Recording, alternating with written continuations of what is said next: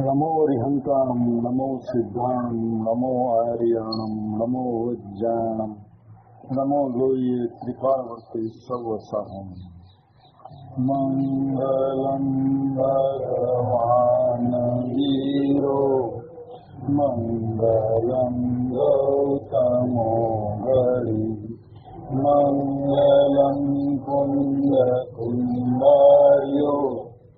जैन धर्मोस्तु मंगलम सर्वमंगल्यमांगल्यम् सर्वकल्याणकारकम् प्रदानं सर्वधर्माणां जैनं जयतु शासनम् ओंकारबिंदु संयुक्तं नित्यं ध्यायन्ति योगिनः कामदं मोक्षदं चैव ओंकाराय नमो नमः नमः समयसाराय स्वानुभूत्या चकासते चित्स्वभावाय भावाय सर्वभावान्तरचिते अज्ञानतिमिरान्नानां ज्ञानाञ्जन्यशलाकया चक्षुरुन्मीलितं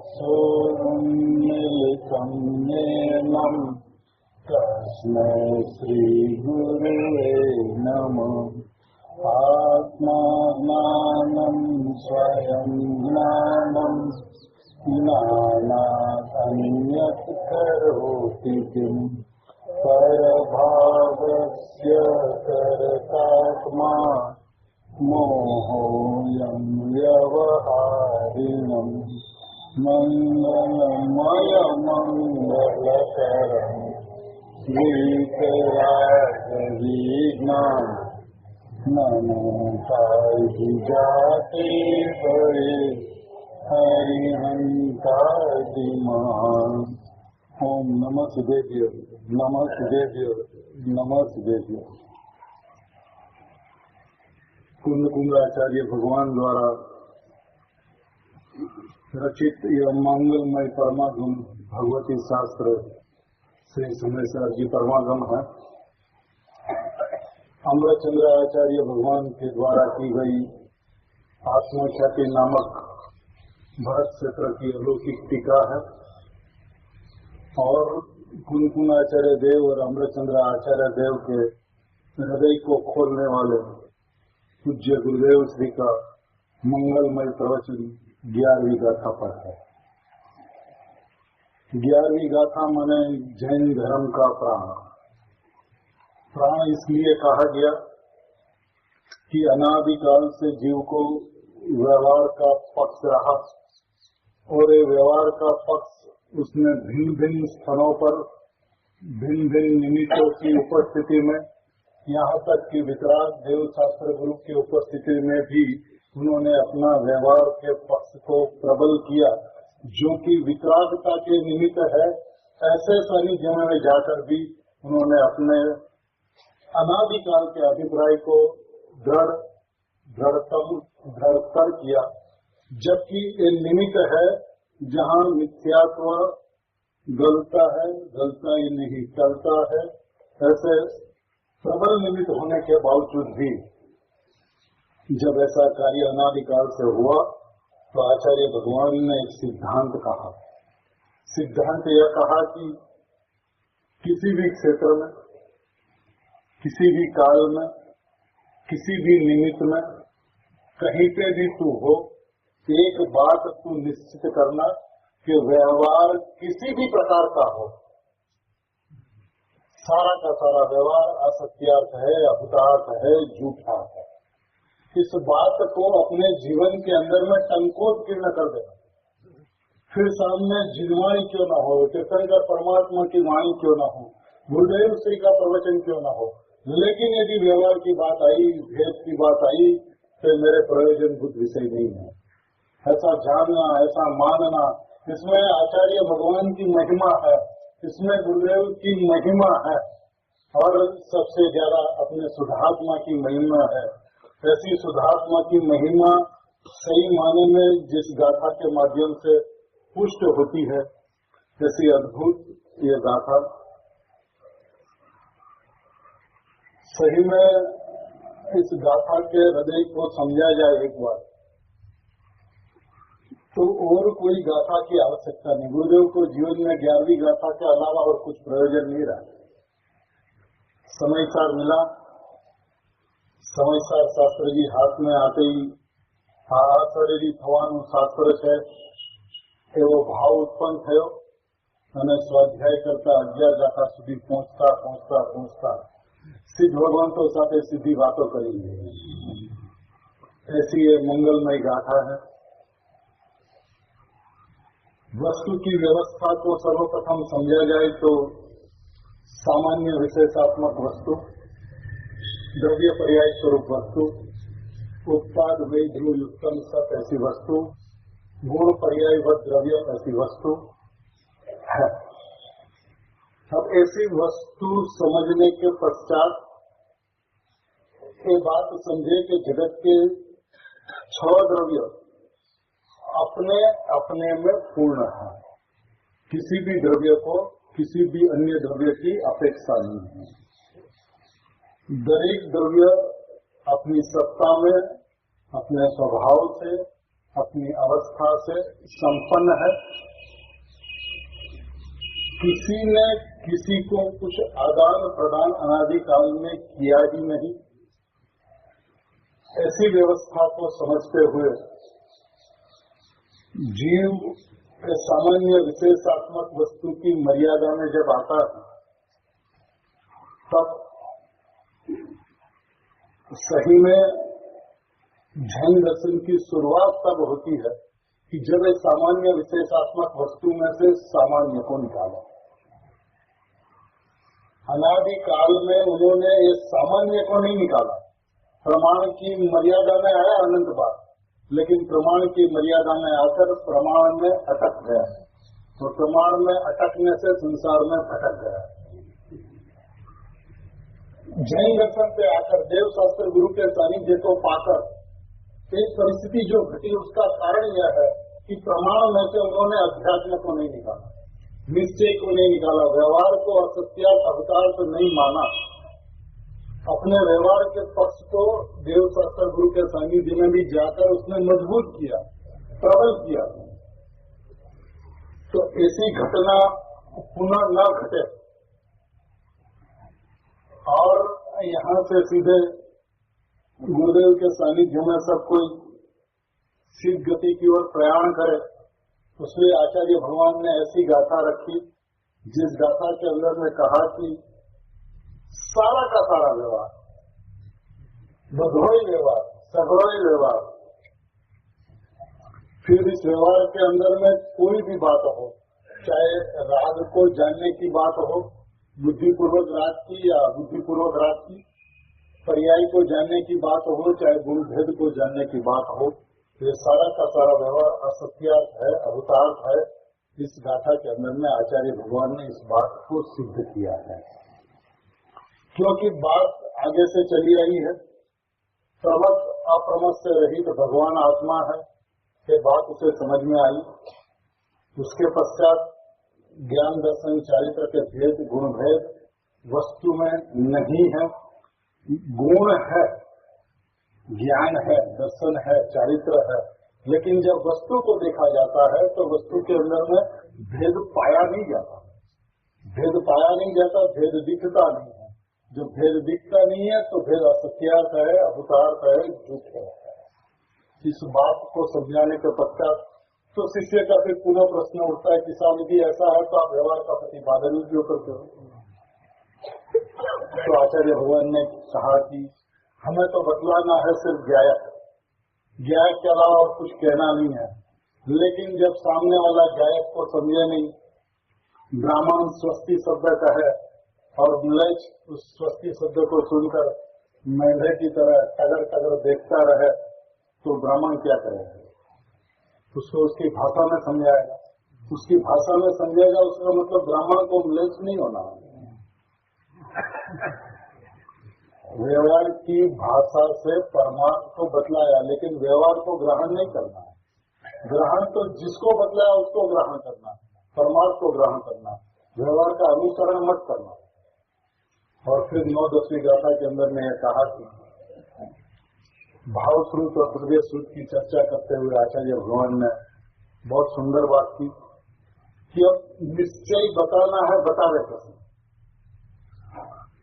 क्योंकि वस्तु जो है वो वचन से अगोचर है। जो अनुभव करता है वो बोलता नहीं, और जो बोलता है वो अनुभव करता नहीं।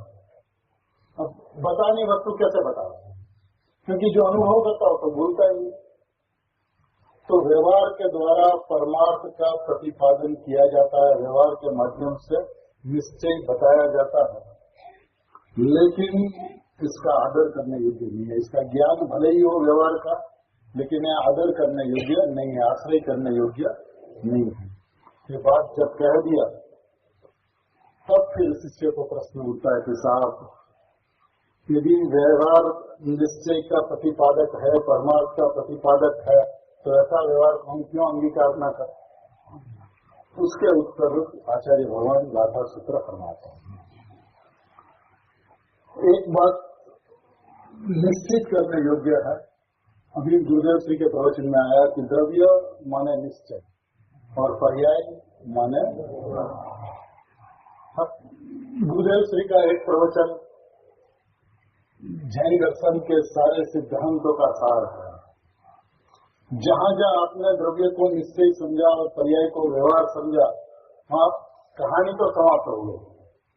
संसार की कहानी खड़ी नहीं रह सकती।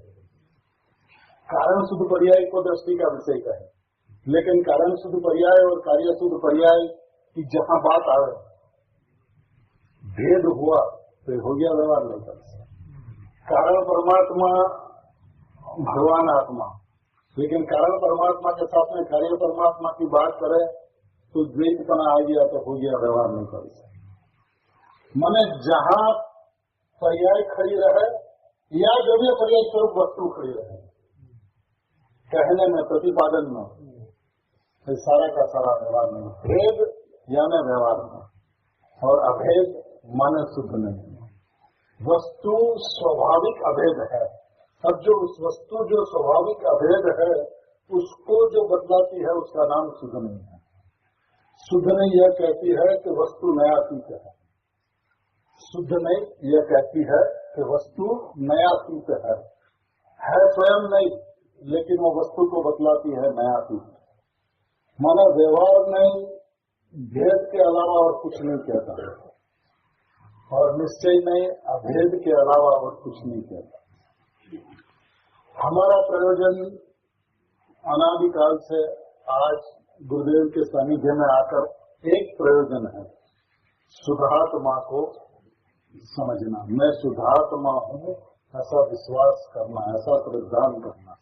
और जब गुरुदेव के सानिध्य में आ चुके हैं और शुद्धात्मा की इतनी महिमा, इतनी गरिमा अपन सुन चुके हैं, तो आचार्य भगवान का एक कथन सांगोपांग जिस तरह से कहा गया, गुरुदेव ने उसका जिस तरह से विश्लेषण किया, इसको समझने में कोई दिक्कत नहीं होनी चाहिए।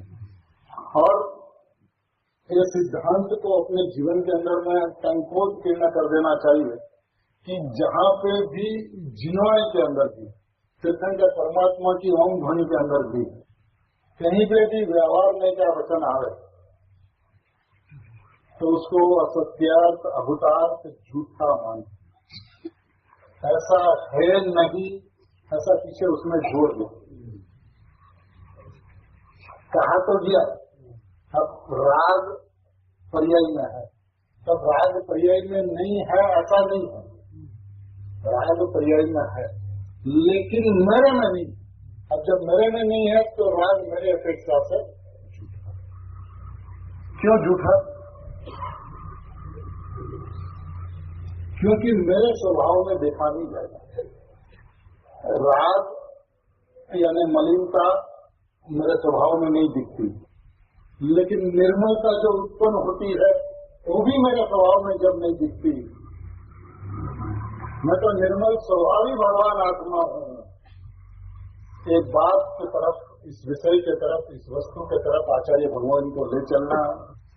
अपन आचार्य भगवान जहाँ से बात करते हैं, गुरुदेव श्री जहाँ से बात करते हैं, वहाँ से उस बात को सुने, उस बात को समझे, तब गुरुदेव श्री का हृदय समझ में आएगा। अपन जहाँ से खड़े हैं वहाँ अपनी जितनी भी बात है उसको पूरा का पूरा एक बंडल बनाकर, एक पोटली बनाकर बगल में रख देना, फेंकना मत, क्योंकि फेंकोगे तो फिर आपको लगेगा आपने हमारी बात रखी। किताब रखो पोटली में, लेकिन पोटली में बांधकर गुरुदेव श्री जो कहना चाहते हैं, जो बताना चाहते हैं, जहाँ पर ले चलना चाहते हैं कि पर्याय के पीछे भी एक जहाँ है, जो जहाँ संपूर्ण शुद्ध है, जो भगवान है, ऐसी जहाँ पर ले चलना गुरुदेव श्री चाहते हैं। तो हम उस रथ पर बैठकर, गुरुदेव श्री के रथ पर बैठकर, अपने वाहन को अपनी जगह पर रेड़ देकर, गुरुदेव की दृष्टि से, आचार्य भगवान की दृष्टि से यदि वस्तु को समझने का प्रयत्न करें और वस्तु समझ में न आवे, ऐसा हो नहीं सकता। ये आचार्य भगवान के कोल करार है, गुरुदेव श्री के कोल करार है कि यदि आप आत्मा को समझना चाहो और आत्मा समझ में न आवे, ऐसा हो नहीं सकता। लेकिन दृष्टि और गुरुदेव वाली दृष्टि होनी चाहिए, और धर्मात्मा वाली दृष्टि होनी चाहिए, आचार्य भगवान वाली दृष्टि होनी चाहिए। जिनवाणी को जो कहना है वो दृष्टि होनी चाहिए, क्योंकि सही में देखा जाए वस्तु की व्यवस्था को समझे। इस विषय पर जाने से पहले यदि अपन वस्तु की व्यवस्था की थोड़ी सी चर्चा कर लें कि वस्तु की व्यवस्था कैसी है, तो द्रव्य पर्याय स्वरूप वस्तु है, द्रव्य त्रिकाल है, पर्याय क्षणिक है, द्रव्य नित्य है, पर्याय अनित्य है, द्रव्य संपूर्ण तत्व है, पर्याय के अंदर में प्रतिपल अपनी योग्यता के मुताबिक, क्रमबद्धता के मुताबिक स्वयं अपनी योग्यता के कारण व्यवस्थित रूप परिणमित हो रही है। अब पर्याय को अधूरा मत समझना। पर्याय का वर्तमान जो परिणमन है वो अपनी योग्यता से पूरा है, और जो अपनी योग्यता से पूरा परिणामता उसके अंदर में आप कम अधिक करने का अभिप्राय रखोगे तो वो संसार कहलाएगा। और पर्याय की व्यवस्था को समझकर, पर्याय की क्रमबद्धता को समझकर यदि पर्याय के ऊपर से दृष्टि हट गई और द्रव्य के ऊपर दृष्टि चली गई तो वो सम्यक ज्ञान कहलाएगा। लब्धि इत्यादि की बात सारी व्यवहार की बात है, संयोग का ज्ञान कराने की चर्चाएं हैं।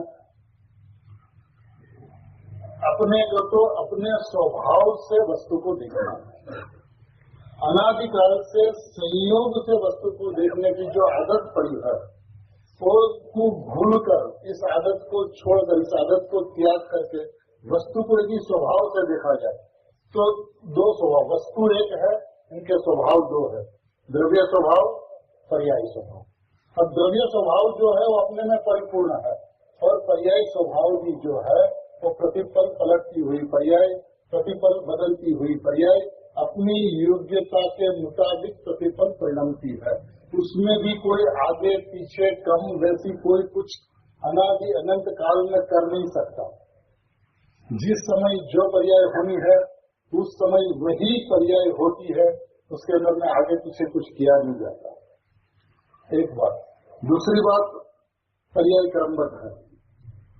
अब जो पर्याय क्रमबद्ध है उसके क्रम को अक्रम रूप कौन कर सकता है? और जब कोई कर नहीं सकता तो उसकी उपाधि, उसका बोझा सर पे लेके तो क्यों ढूंढता है?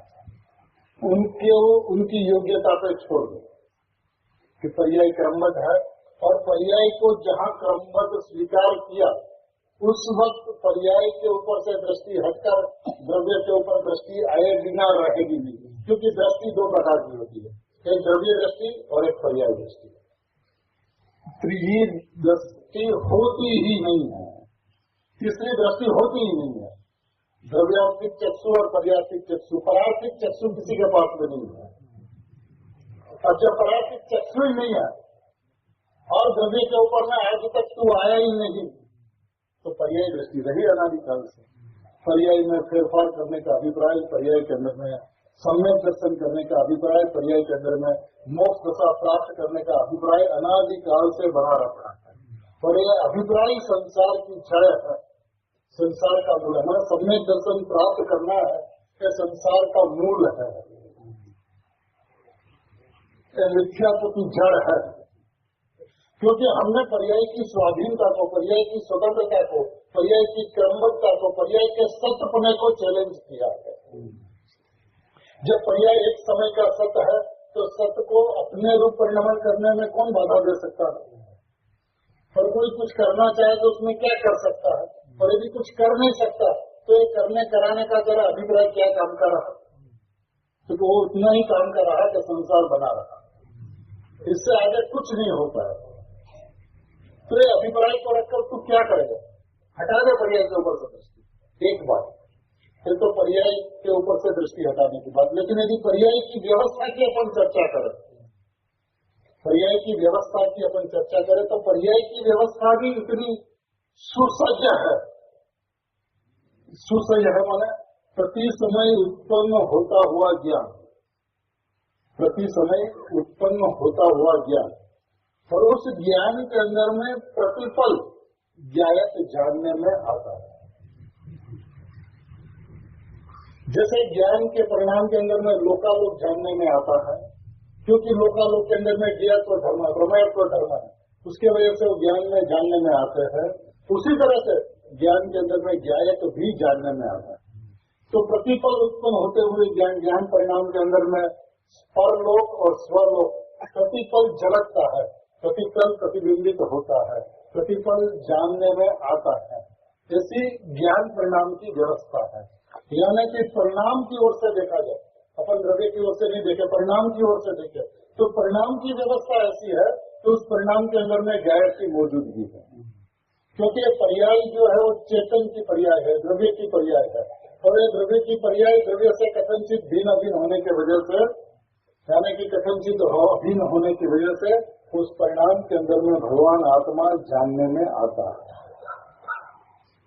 अब जब भगवान आत्मा जानने में आता है तो आपको जानना नहीं है। यदि भगवान आत्मा जानने में आता है तो उसको जानना है ऐसा अभिप्राय है मिथ्यात्व।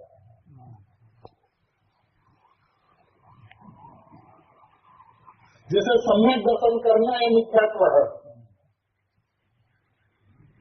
ऐसे भगवान आत्मा को जानना है मिथ्यात्व की जड़ है।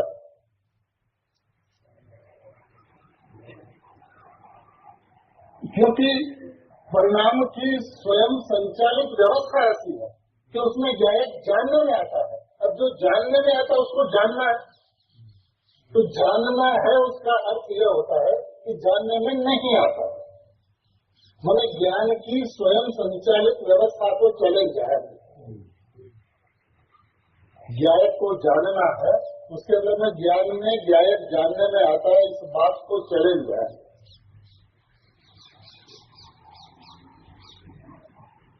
तो ये मैं नहीं कहता, यदि आप कहो तो मैं गुरुदेव श्री के सारे आधार वर्ड टू वर्ड गुरुदेव श्री के छठी गाथा के प्रवचनों में वहां से दिखा देता हूँ।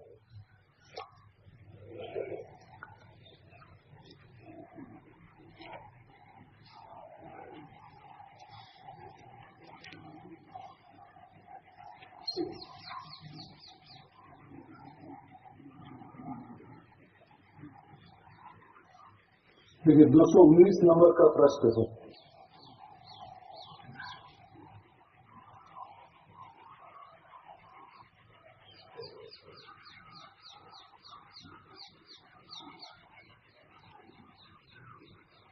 नीचे से तीसरा पैराग्राफ है। भाई મારક બહુ જૂનો બાપુ અને જેના ફળ પણ અનંત સંસારનો અંત। અનંત સંસારનો અંત અને અંત વિનાની પર્યાય સાદી અનંત પ્રત્યક્ષ। अनंत संसार का अंत और अंत बिना की, यानी जो पर्याय प्रकट होगी वो सादी अनंत काल तक प्रकट ही रहेगी, ऐसा पर्याय का जन्म हो। आहा बापू ये मारा गया तो अलौकिक हो से।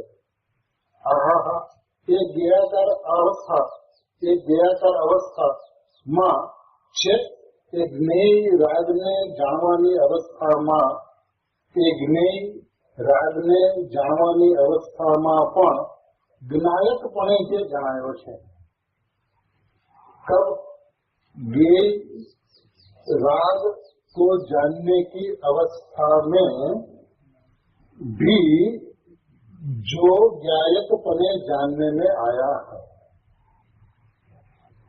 किस वक्त? जिस वक्त यही जानने में आता है, जिस वक्त राग जानने में आता है, उस वक्त ज्ञायक जानने में आता है। एक ज्ञायकनी पर्यायपणे એ જણાયો છે। रागनी पर्याय तरीके जણાયો છે એમ છે नहीं। तो मानता है कि राग जानने में आता, तो ये भैया अनादिकाल में राग जानने में आ नहीं सकता। राग संबंधी ज्ञान पर्याय का ज्ञान होता, राग का ज्ञान ही नहीं होता। होता है अपनी ज्ञान पर्याय का ज्ञान और माने राग का ज्ञान, इसका नाम भ्रांति, इसका नाम संसार। जानने में आती है अपनी खुद की पर्याय और माने के पर जानने में आता है संसार। છે ને તમને પુસ્તક છે? આહા હા, જ્ઞેયકૃત અશુદ્ધતા તેને નથી, એટલે રાગને ને એ વખતે શરીરની ક્રિયા થાય, તે રીતે જ્ઞાન પોતે પરિણમે ને જાણે, છતાં એ જ્ઞેયકૃતની અશુદ્ધતા પરાધીનતા જ્ઞાનના પરિણમને નથી। તે જ્ઞાનનું પરિણમન જે થયું તે જ્ઞેયાકાર અવસ્થામાં જ્ઞાયકપણે જે જણાયો। अवस्था ज्ञायकार, जिसका ज्ञेय है वैसा आकार, तो उस ज्ञायकार अवस्था में ज्ञायक पने जो जानने में आया, हमें ज्ञायकार अवस्था में ज्ञायकार पने जानने में नहीं आया। ऐसा ही नहीं, ज्ञायक पने जो जानने में आया, ज्ञायक पने जानने में आया मैंने ज्ञायकार अवस्था में ज्ञेय पने जो जानने में नहीं आया, ज्ञानाकार पने जानने में नहीं आया, ज्ञान पने जो जानने में नहीं आया, ज्ञायक पने जो जानने में आया। कब? जब ज्ञायकार अवस्था है तब। हमें प्रतिपल उत्पन्न होती हुई अपनी ज्ञान पर्याय में अपना ज्ञायक जानने में आता। जनायो के शब्द क्या है? अवस्था में ज्ञायकपणे जे जनायो, जानने में दृष्टि करेगा तब जानने में आएगा, उसकी बात नहीं है। दृष्टि करेगा तब तो स्वसंवेदन में आएगा, लेकिन वस्तु की व्यवस्था ऐसी है कि जिस वक्त ज्ञान परिणाम ज्ञायकार रूप परिणाम, जैसे यही है ऐसा आकार हुआ, उस वक्त उस ज्ञान परिणाम के अंदर में ज्ञायक जानने में आता है। ज्ञायक जनायो, ये जाननारो जनायो है, ये ज्ञायक जानने में आया है। एमा जनाई एवी चीज जनाई नहीं, एमा जनाई एवी चीज जनाई नहीं। राग जानने में आता, राग जानने में नहीं आया। जे तू मानता है जानने में आता है, अब जो जानने में आता है उसको तू कहता वो जानने में नहीं आया। जे जनाई छे ए चीज जनाई नहीं, ये जाननारो जनायो छे।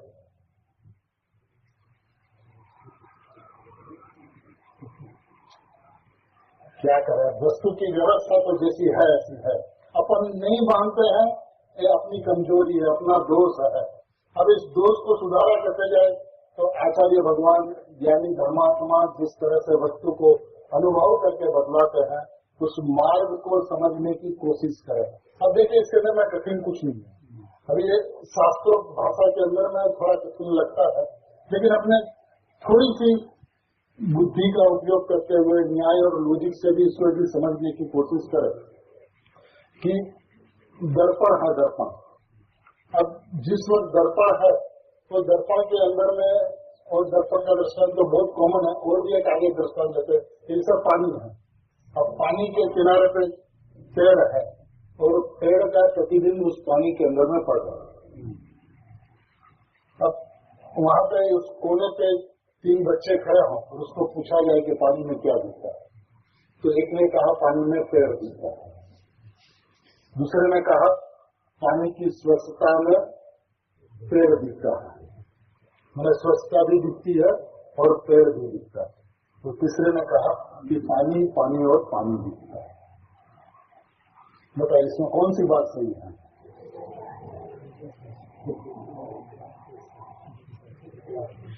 पानी में जो पेड़ का आकार था वो पेड़ का आकार था या पानी का आकार था? उस पानी का पेड़ रूप जो आकार हुआ उसमें पेड़ का क्या आदान प्रदान था? पेड़ की कौन से गुण कौन से पर्याय उस पानी के अंदर में चली गई?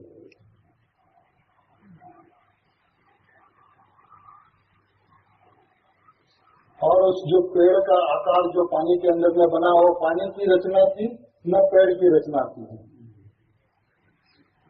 और यदि पानी की रचना थी तो पानी की रचना पेड़ के आकार रूप और पानी रूप ऐसे दो प्रकार थे न एक प्रकार था?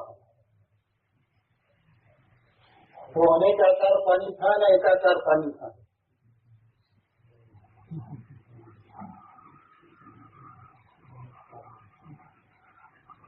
भैया उस पानी के अंदर में जाके देखो तो पानी पानी और पानी के अलावा कुछ है ही नहीं। कोई पेड़ भी था वो पानी का पेड़ था, वो आकार भी जो था वो पानी का आकार था, पानी का अपना निज का परिणाम था। उसके अंदर में अन्य पदार्थ से कुछ आदान प्रदान हुआ ही नहीं। देखिए दूसरी गाथा के अंदर अपन देखते हैं क्या कहते हैं आचार्य भगवान। मैंने आत्मा शब्द को भी यदि समझा जाए कि आत्मा किसे कहते हैं, शुद्धात्मा की बात दृष्टि के विषय की बात तो बात की बात है, लेकिन आत्मा किसे सामयिक सार किसे कहते हैं उसकी चर्चा को भी अपने आचार्य भगवान के शब्दों में देखे तो पृष्ठ संख्या 81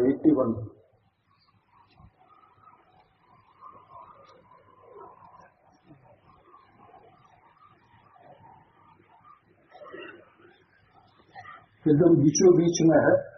પોતાના અને પરદ્રવ્યોના આકારોને પ્રકાશવાનું સામર્થ્ય હોવા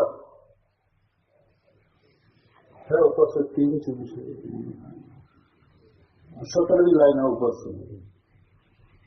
પોતાના અને પરદ્રવ્યોના આકારોને પ્રકાશવાનું સામર્થ્ય હોવાથી જેણે સમસ્ત રૂપને પ્રકાશનારું अपना एवं परद्रव्यों का आकारों को प्रकाशने का सामर्थ्य होने से जिन्हें समस्त रूप को प्रकाशने वाला एक रूप को प्राप्त करियो है। प्रकाशित किया अनेक रूप को, अनेक को प्रकाशित किया और अनेक को प्रकाशित करते हुए प्राप्त क्या किया? एक रूप। देखिए शुद्धात्मा की चर्चा नहीं, आत्मा की चर्चा। दूसरी गाथा, छठी गाथा नहीं है। अनेक को प्रकाशते हुए भी वो एक रूप बने को प्राप्त है, अपने को प्राप्त है। प्रकाशित होते हैं अनंत पदार्थ, लेकिन अनंत पदार्थ को प्रकाशित होते हुए भी अनेक आकार रूप नहीं होता हुआ वो एक रूप रहता है, एकाकार रूप रहता है, अपने रूप रहता है। अर्थात जेमा अनेक वस्तुओं आकार प्रतिभासे છે એવા एक જ્ઞાનના આકાર રૂપ તેજ છે। પ્રકાશે છે અનેક વસ્તુઓનો આકાર અને છે કેવું? એક જ્ઞાનના આકાર રૂપ તેજ છે। एक ज्ञानना आकार। बोलिए स्वयं जानने में आता है, पर जानने में आता है। प्रकाशित हो, स्वच्छता किसे कहेंगे? यदि स्वच्छता नहीं होती तो लोग उसमें प्रकाशित कैसे होते? लेकिन स्वच्छता होने के बावजूद भी उस ज्ञान ने जगत में से क्या लिया? वो अपनी रचना है।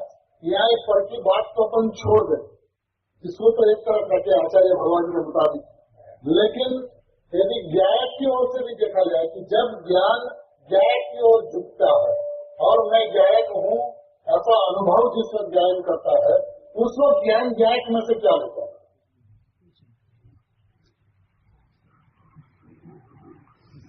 ज्ञान के अंदर में जो ज्ञायक का अनुभव होता है उसमें ज्ञायक का क्या है?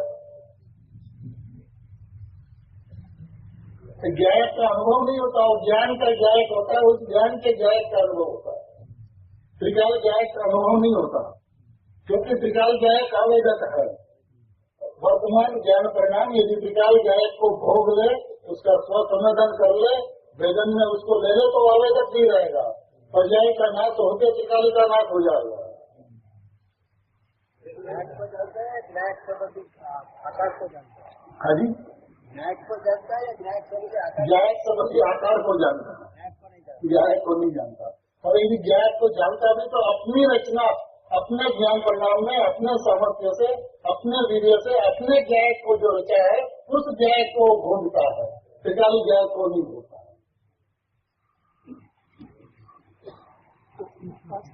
में जो भूल आया वो यहाँ पर तो प्रमाण की बात में से अध्यात्म को निकालते हुए, अध्यात्म में अहम करते हुए जो सम्यक अनेकांत का जो जन्म हुआ उस वक्त की यदि अपन चर्चा करें तो उस वक्त आत्मा है, न द्रव्य है न पर्याय है। न पर्याय ने आत्मा का द्रव्य का अनुभव किया, न द्रव्य में पर्याय का कुछ आया गया। उस समय आत्मा ने आत्मा का अनुभव किया। अब आत्मा ने आत्मा का अनुभव किया ऐसा भी नहीं है, बस मैं हूँ इतना अनुभव, ये तो है अनुभूति। लेकिन अनुभूति से जब बाहर आते हैं, विकल्प में आते हैं, तब इस बात का पता चलता है कि आनंद तो आया और वो चला भी गया, तो पर्याय पलट गई, वस्तु यूं की यूं रह गई। तो मैं अपरिणामी हूँ ऐसी शुरुआत जहाँ से होती है, वहीं से फिर पुनः शुरुआत होकर पुनः अनुभूति होती है। और यह कहता है कि मैं स्पर्श करके ये कहता ही है पर्याय कि मैं अस्पर्श हूँ। तो स्पर्श करती है तो स्पर्श करके कहती है कि मैं अस्पर्श हूँ। तो जब स्पर्श करने गई तो पता चला कि मैं स्पर्श हूँ। मैं स्पर्श में होने वाली वस्तु नहीं हूँ, स्पर्श में आने वाली वस्तु नहीं हूँ। मैं आवेदक हूँ, अभोक्ता हूँ। आकर्ता, आवेदक, अभोक्ता, अकारण परमात्मा मैं हूँ। इस बात का इकरार अनुभव से बाहर आकर विकल्प के अंदर में बात समझ में आती है। भगवान आत्मा अनुभूति का कारण नहीं होता। कहा तो ऐसा जाता है कि भगवान आत्मा की दृष्टि करते हुए आत्मा की अनुभूति होती है, लेकिन ये कहने की बात है, वास्तविकता नहीं है।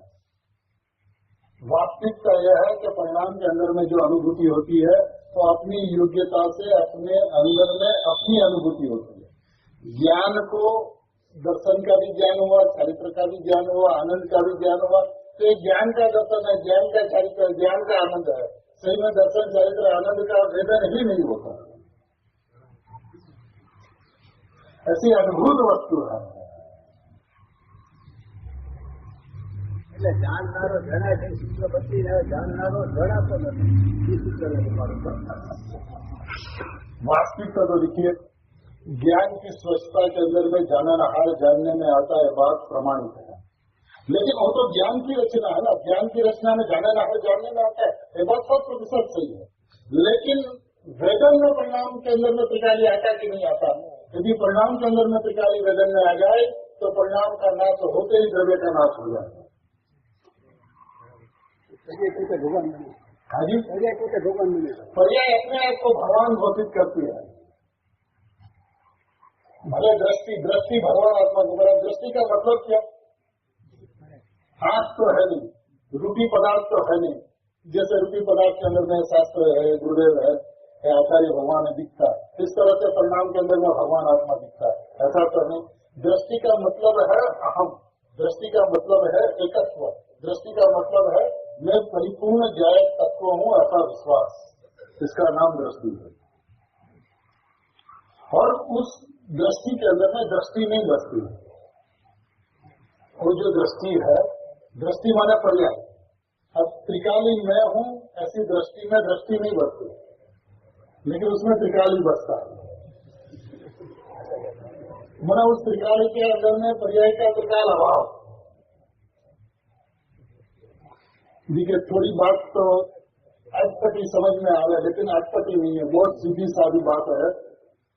अपना उपयोग यदि सब जगह से सिमट कर प्रयोजनभूत विषय पर आकर यदि खड़ा हुआ जाए तो इससे सरल कार्य और कोई विश्व में है नहीं। तो मैंने रमेश भाई से कल बात हो रही थी, तो गुरुदेव की वो बात दोहराई थी कि गुरुदेव को ये पूछा गया कि साथ आत्मा की अनुभूति हो और अनुभूति के पश्चात विकल्प में आवे तो सबसे पहला कौन सा विकल्प आया? तो गुरुदेव श्री का उत्तर यह था कि परिणाम में आने के पश्चात, विकल्प में आने के पश्चात उसे ऐसा लगता है कि आत्मा की अनुभूति इतनी सरल है तो अनंत काल संसार में बीता कैसे। उसको कठिन लगती, आत्मा की अनुभूति कठिन है नहीं। कठिन होती तो 6 महीना 8 महीने 608 दियो मोक्ष में जाते नहीं। अपना स्वभाव अपने को कठिन लगे, इससे बड़ा आश्चर्य और क्या हो सकता है। जगत के अनंत पदार्थ अपने स्वभाव रूप रहे, उसमें अपने को आश्चर्य नहीं होता। अपन क्या करें, वो मिर्च तो तीखा ही होना चाहिए, नमक तो खारा ही होना चाहिए, नींबू तो खट्टा ही होना चाहिए, बर्फ तो शीतल ही होना चाहिए, आत्मा तो दराजवाना होना चाहिए। एक कौन सी परिपाटी है, कौन सा नियम है जिस नियम के बल होते थे अपन इतनी चर्चाएं करते हैं, और जहाँ स्वभाव की बात आती है तो पीछे हट जाते। क्यों नहीं करते, मजबूती से भगवान आत्मा की बात क्यों नहीं करते। जगत क्या कहता है, क्या सुनता है, क्या समझता है, क्या मानता है, उसे हमें क्या लेना है। और गुरुदेव थे शासन है तो उसने शासन को संभाला, वो चारों अमीरों से करेगा बात भगवान आत्मा की, अपन को क्या आपत्ति है। लेकिन अपन बात करें तो प्रयोजन की, अपनी ताकत नहीं है गुरुदेव जी की। गुरुदेव जितनी अपने पास शक्ति नहीं है, अपने पास जितनी शक्ति है उसको पूरी शक्ति को यदि भगवान आत्मा के ऊपर में, प्रयोजनभूत विषय के ऊपर में पदार्थ की स्थिति समझी हुई है कि द्रव्य जो वस्तु जो है तो द्रव्य पर्याय स्वरूप वस्तु के बाद सभी सामान्य विशेष आत्मा के बाद समझी हुई है। और वहां पे अपनी शक्ति को निकालकर प्रयोजनभूत विषय पे अपनी शक्ति को लगा दे, जोर लगा दे, तो चारों ओर से अपरिणामी के ऊपर में दबाव आएगा। जब चारों ओर से अपरिणामी के ऊपर में दबाव आएगा तो अपरिणामी फिर की अनुभूति में आ जाएगा। क्योंकि स्वामी जी साहब को बात पूछा गया कि साहब अनुभूति जब हुई उसके पहले आपके परिणाम में क्या चलता था, तो क्या चलता था कि विकल्प टूट जाएगा या शरीर फट जाएगा, दो के अलावा दूसरा कुछ चल ही नहीं सकता। विकल्प टूट जाएगा, मैं अपरिणामी हूं इस विश्वास के अंदर में विकल्प टूटकर निर्विकल्पता हो जाएगी। और यदि नहीं हुआ तो शरीर फट जाएगा, मैं जी नहीं पाऊंगा उसको भी। इतना ठोस तरह स्वभाव के प्रति न हो, ये चल नहीं सकता। मैंने आज गुरुदेव के संतान का जरिए तो गुरुदेव की तरफ चलना चाहिए। कितनी स्वभाव की बात, एक प्रवचन में स्वभाव की बात करें तो पूरा प्रवचन स्वभाव की गुण गाता गाते गाते कहाँ समाप्त हो जाए पता ही नहीं चला। आज अपन उनके संतान होकर तो पर्याय की बात, वेदन की बात, भोगने की बात, अनुभव की बात, समय दर्शन की बात, मोक्ष मार्ग की बात करते रहे, ये तो कायरता है। मैंने आज भी यदि अपन कर्ता करने का बोझा कायम रखे, आत्मा को जानने का बोझा कायम रखे, भगवान आत्मा जानने में आता इनका अस्वीकार करे, तो कैसे चलेगा, नहीं चल सकता। जबकि परिणाम के अंदर में गया जानने में आ रहा, जाननारो जनायो છે, ત્યારે જ્ઞાકાર અવસ્થામાં નાયકપણે જે જણાવ્યો, तो बात का तो इकरार होना चाहिए। इसके अंदर में आपत्ति का बोलिए ना, पानी के अंदर में कौन सा पेड़ है,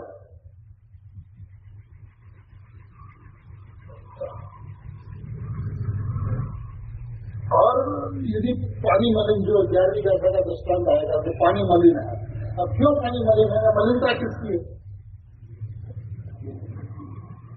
यदि कीचड़ की है तो पानी को उससे क्या लेना देना, कौन कहता है पानी मलिन है।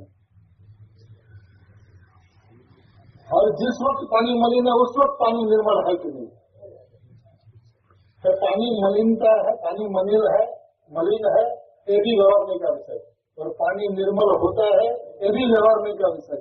जो निर्मल स्वभाव जो है वो निश्चय नहीं जाए।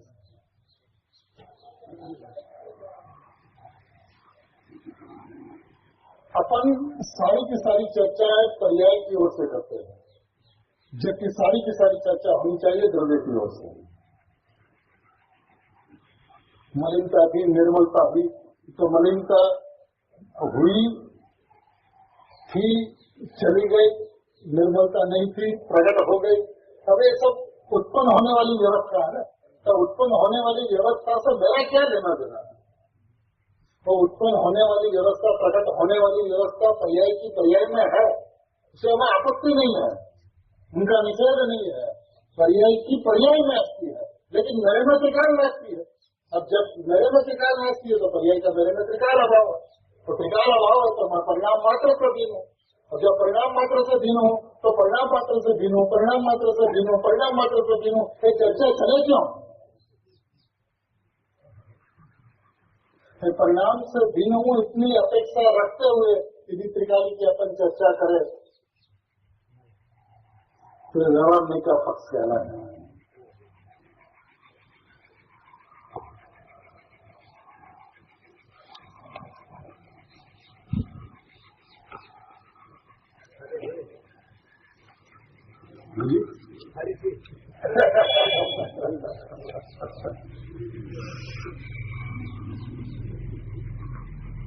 पलटते हुए परिणाम के ऊपर में नजर रखना आत्मार्थीयों का कर्तव्य नहीं है।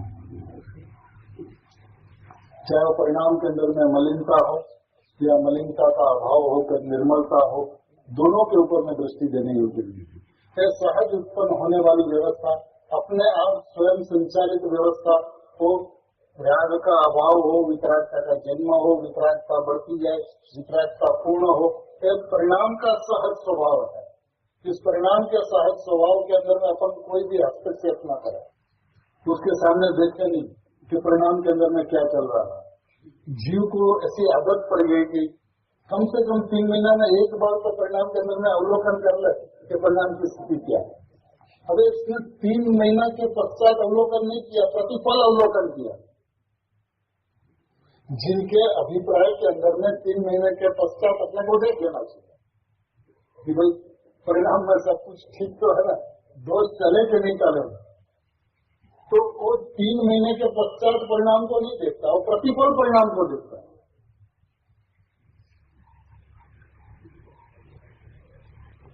मैं अपरिणामी हूं, बात कायम करनी चाहिए। और परिणाम में ज्ञायक के अवलंबन से अनुभूति होती है, बात उसे खटकनी चाहिए। जो सुगंध साहब को खटकती थी कि पर्याय द्रव्य નું अवलंबन ले છે અને અનુભૂતિ થાય છે, તે વાત અમને ખટકે છે। पर्याय निरपेक्ष सत्य है ना, तो क्यों द्रव्य का अवलंबन ले? देखिए अनादिकाल से पर्याय ने ऐसी जाहिरात की, प्रतिपल ऐसा माना कि मैं शरीर हूं, तो अनादिकाल में शरीर ने उसको कभी भी कहा था कि तो मेरे को अपने रूप जान, मेरे को अपने रूप मान, ऐसा कभी शरीर ने कहा था। तो आज ज्ञायक क्यों कहे तो मैं ज्ञायक हूँ, ऐसा तुम मेरे कारण से कहे। मैं शरीर हूँ ऐसी घोषणा करने के लिए पर्याय जैसे स्वाधीन था, ऐसे आज मैं ज्ञायक हूँ, भगवान हूँ, ऐसी घोषणा करने के लिए पर्याय स्वाधीन है। पर्याय की लेस मात्र की अपेक्षा परिणाम को नहीं है। द्रव्य की बिल्कुल अपेक्षा, द्रव्य माने निरपेक्ष, परिणाम माने निरपेक्ष, और निरपेक्ष को किसी की अपेक्षा हो उसको निरपेक्ष कहा जाएगा। निरपेक्ष तो सदैव निरपेक्ष है। परिणाम अपने आप को भगवान घोषित करे, उसमें क्या आपत्ति हो सकती है? इस बात का इकरार नहीं हुआ, और यदि आप इस बात को अपन सोचे भी इस तरीके से कि परिणाम में द्रव्य का अवलंबन लिया उसलिए अनुभूति हुई, ऐसा यदि हो तो द्रव्य कब नहीं था और अनुभूति क्यों नहीं हुई? द्रव्य तो है, यदि द्रव्य के कारण से अनुभूति होती है तो द्रव्य तो है। यह द्रव्य अनादि अनंत अकारण परमात्मा है, कारण परमात्मा नहीं है, भगवान आत्मा। तो कार्य की अपेक्षा से उसे कारण कहा जाता है। वास्तविकता से देखा जाए तो अकारण परमात्मा, हाँ निष्क्रिय कहते हैं। जो निष्क्रिय कौन सी क्रिया का कारण हो? स्वयं निष्क्रिय। देखिए तो किसी ने भी ऐसा प्रश्न किया था मुंबई के अंदर में, लेकिन वो तो शास्त्र के अंदर में ऐसा पाठ है कि परिणाम द्रव्य माटे आवे छे, द्रव्यना पारिणामिक भाव माटे आवे छे, तो ये શું છે? पर्याय पर से नहीं आती, इस अपेक्षा से द्रव्य से आती है, ऐसा कहा गया है। पर से नहीं, तेरी पर्याय पर से नहीं आती, तेरे में से आती है। इतना सिद्ध करने के लिए तेरे पारिणामिक भाव में से आती है, ऐसा कहा। लेकिन जब वस्तु की मर्यादा में आ गया, तब सही मायने में देखा जाए तो अपरिणामी में से परम पारिणामिक भाव में से पर्याय का जन्म नहीं होता। यदि क्रियावान परिणाम का निष्क्रिय में से जन्म हो तो निष्क्रिय नहीं रहेगा।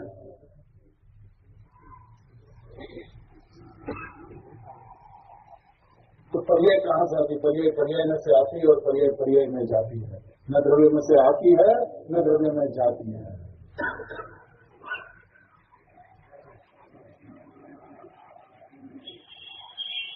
बस अनादिकाल में यदि तूने नहीं किया तो मैं अपरिणामी परम पारिणामिक भाव मात्र वस्तु हूँ, ऐसा विश्वास नहीं किया।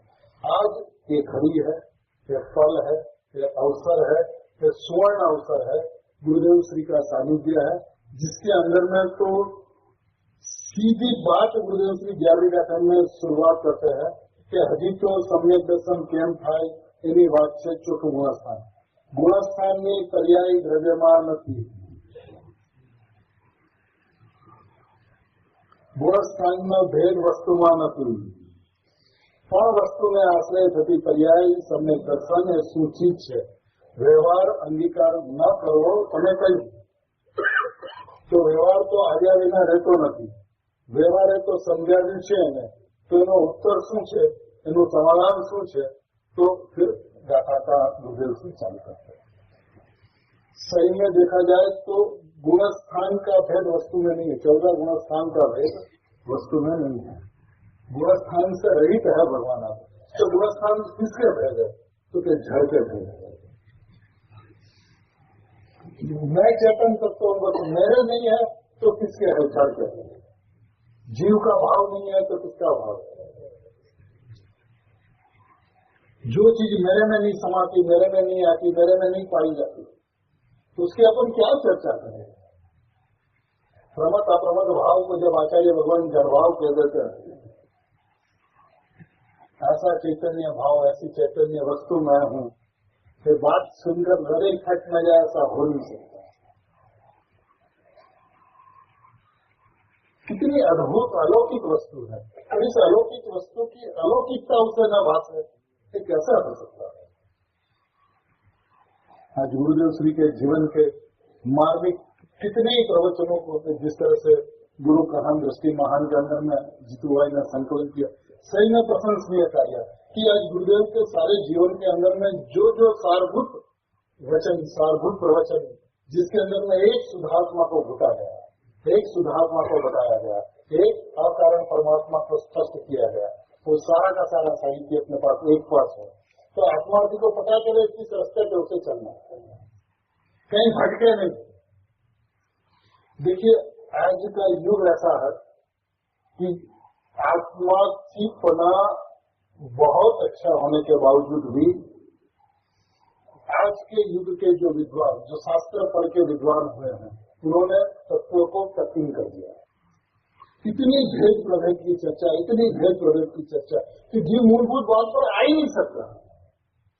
अब मूलभूत बात पर आवे नहीं, उसको समझे नहीं, वहां पे टिके नहीं, एकांत में उसका चिंतन मनन भोलन करे नहीं, तो उसको पता कैसे चले कि उसकी प्रगति कितनी हुई। एकांत के अंदर में बैठकर अपने शुद्धात्मा को घूटे, तब तो पता चले कि कितना शुद्धात्मा प्रिय है, उसकी जरूरियात उसको कितनी लगी है। उसके लिए शिवानी जी का बहुत सुंदर बोले 250 नंबर का, आत्मा प्राप्ति कैसे हो। इस प्रश्न के उत्तर में उन्होंने जो सारी बात बतलाई, सही में गजब की है। जीव को इस बात के ऊपर में लक्ष्य जाना चाहिए कि हमें घुटना क्या है, हमारा प्रयोजन क्या है। पदार्थ की सिद्धि मैंने गुण पर्याय व द्रव्य में बात तो अनंत बार हमने घुटी है, लेकिन परिणाम मात्र से रहित, गुण भेद से रहित, गुण स्थानों से रहित, क्रमता प्रमत से रहित, ज्ञान दर्शन चारित्र से रहित, ज्ञायक मात्र वस्तु मैं हूँ, इस बात को हमने घुटा नहीं। यदि अब विकल्प भी होना है तो जैसी वस्तु है वैसा विकल्प हो। मैंने अपना चिंतन भी चले तो जैसी वस्तु है वैसा चिंतन चले। वस्तु के विपरीत चिंतन में तो वस्तु के समीप जा ही नहीं सकते। यदि समुद्र में डुबकी न लगा सके तो समुद्र के किनारे पर तो टहले कि जैसे ठंडी हवा है। यदि शुद्धात्मा के अंदर में जा न सके, घुस न सके, जम न सके तो कम से कम शुद्धात्मा के आसपास तो चक्कर लगा रहे। न शुद्धात्मा विकल्प भी ऐसा हो कि जैसी वस्तु है वैसा विकल्प, जैसा शुद्ध वस्तु स्वरूप, जैसा त्रिकाल वस्तु स्वरूप ऐसा विकल्प हो। उस विकल्प के अंदर में कल निर्णय होने की संभावना है। उस निर्णय से यथार्थ निर्णय होकर अनुभूति होगी। लेकिन जैसी वस्तु है उससे विपरीत चिंतन मनन चले तो वस्तु के आसपास भी नहीं आ रहे तो उसके अंदर में डूबे नहीं, कम से कम उसकी हवा तो ले। प्रयत्न तो सही दिशा पे हो, क्योंकि इस मार्ग के अंदर में दशा की कीमत नहीं है, दिशा की कीमत है। आप कितना चले ये महत्व की बात नहीं है, किस दिशा पे चले ये महत्व की बात है। क्योंकि सही में देखा जाए तो गुरुदेव को मिलने के पश्चात, समयसार सिद्धि जैसे ग्रंथों की उपलब्धि के पश्चात जो जीव यहाँ तक पहुंचा है, इस बात को सुनता है, उसके लिए तो 2 कदम है सुधारना, 2 कदम है कि बस यहाँ से दृष्टि हटावे, मैं परमात्मा हूँ ऐसा निर्णय करे और उसकी अनुभूति हो। बस 2 कदम है, निर्णय और अनुभूति। और यदि वो गलत दिशा पे 5000 कदम चले, पर्याय भेदों में, गुण भेदों में, गुण स्थानों में, शुद्धता को प्राप्त करने में, आत्मा को जानने में प्रयत्न करता रहे सारा दिन, तो 5000 कदम चला तो उसको लगता है मैं बहुत कुछ किया। सही में देखा जाए तो जो वस्तु 2 कदम दूर थी वो वस्तु 5002 कदम दूर हो गई। तो वस्तु के समीप बसना ये आत्मार्थी को कर्तव्य है।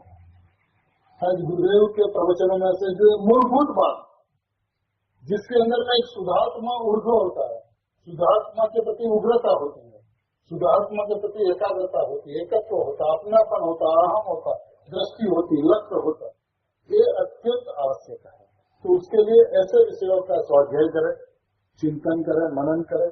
और उसके अंदर में पूज्य श्री बहनों की शिक्षा के बारे में यदि मैं कुछ कहूँ तो बात इतनी सी है कि गुरुदेव ना प्रवचनों के अंदर हमारी शिक्षा रहती थी दोनों बहनों की, हम बच्चे लोग को, कि गुरुदेव के प्रवचन में भी बैठे तो किस तरह से बैठे, गुरुदेव का प्रवचन सुने तो किस तरह से सुने।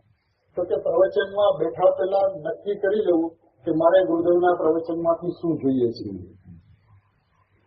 मेरा प्रयोजन क्या, गुरुदेव का प्रवचन सुनने में मेरा प्रयोजन क्या।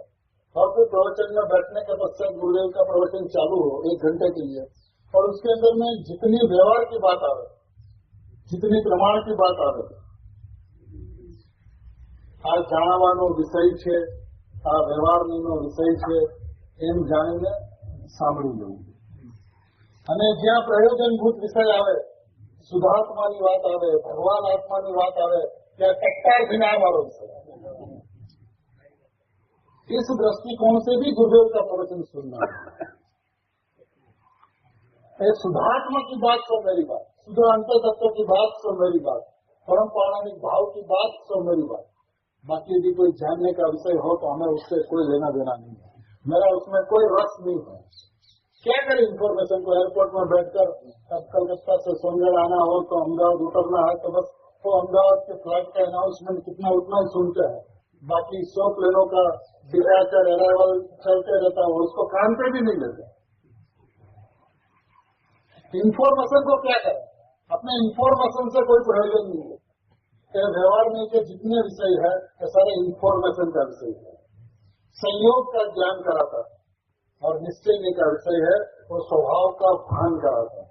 तो अपने को स्वभाव का भान करना, तो निश्चय का विषय, शुद्धने का विषय, उसका आदर करना, उसका सत्कार करना, उसका अवलंबन लेना, उसका आश्रय लेना।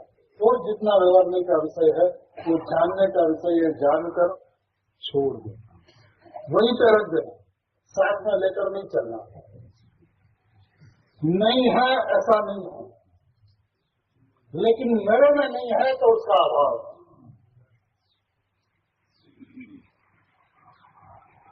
ऐसी देखिए, मेरे को तो जगत को अच्छा लगे, जगत वाह वाह करे, ऐसा प्रयोजन तो है नहीं। हमें जवाब देना अपने आत्मा को और गुरुदेव को। दो के अलावा तीसरी व्यक्ति से मेरे को कोई प्रयोजन नहीं है। कोई किसी को अच्छा लगे बुरा लगे, जो गुरुदेव की शुरुआत में समझे लाकर बसे और फिर एक स्वाध्याय मंदिर का अपना जो कंपाउंड है वो ले जाकर दिखाया गुरुदेव को कि साहब यहाँ स्वाध्याय मंदिर बनाओ छू, तो गुरुदेव श्री का उत्तर क्या है? हमारा માટે કરશો नहीं, हमें प्रवचन आपको એની कोई गारंटी नहीं। जंगल में चला जाते मन फंस, हमने कोई प्रतिबंध नहीं। हमें क्या, हम किसी को सुनाने के लिए थोड़ी ना बैठे, अपन तो स्वाध्याय करते हैं जिसके अंदर में अपना स्वभाव दृढ़ हो, अपना स्वभाव प्रबल हो, मजबूत हो, बस इसके लिए स्वाध्याय करते हैं। जब गुरुदेव श्री को भी स्वाध्याय करने का प्रसंग आया तो क्या क्या करते हैं? स्वाध्याय करते हैं, थोड़ा जोर से करते हैं, थोड़ा मोटे भी करिए છીએ तो जगत में समझाओ हो तो समझाए, न समझावानी जवाबदारी हमारी नहीं। ऐसे आत्मार्थियों को ऐसा है कि अपन साथ में मिलकर स्वाध्याय भी करते हो तो सबको अच्छा लगे, भला लगे, वाह वाह करे, उसलिए अपने को स्वाध्याय नहीं करना है। अपने को तो अपने शुद्धात्मा को प्रबल करना है। उसमें कितने लोग को समझ में आता है उससे हमें कोई लेना देना नहीं। सबको मोक्ष में ले जाने की जिम्मेदारी गुरुदेव की, और सबको मोक्ष में लेके जाएंगे, इसमें कोई संदेह नहीं है। क्योंकि सबसे पावरफुल, इस विश्व का सबसे पावरफुल इंजिन पूज्य गुरुदेव श्री का है, और असंख्य जीव को अपने साथ मोक्ष में लेके जाएंगे। तो उसकी परवाह अपन को नहीं करनी है, न अपने सिर पे कोई जिम्मेदारी है। अपने सिर पे तो अपने शुद्धात्मा को घुटना और गुरुदेव की खेस को पकड़कर उसके पुठे पुठे चलना, इतनी अपनी जवाबदारी है। इस जवाबदारी को ईमानदारी से निभाए, एक शुद्धात्मा के अलावा और किसी से हमें प्रयोजन नहीं, इतना ही मतलब अपने जीवन पे रखे, उसी के अंदर में जीवन की सार्थकता है, उसी के अंदर में गुरुदेव के संतान होने की योग्यता है। सही अर्थ में, सही माने में अपन अपनी जवाबदारी लेते हुए गुरुदेव के संतान बने रहे और गुरुदेव ने दिया हुआ माल को आपस में बांट कर खाए, इसी भावना के साथ में अपनी बात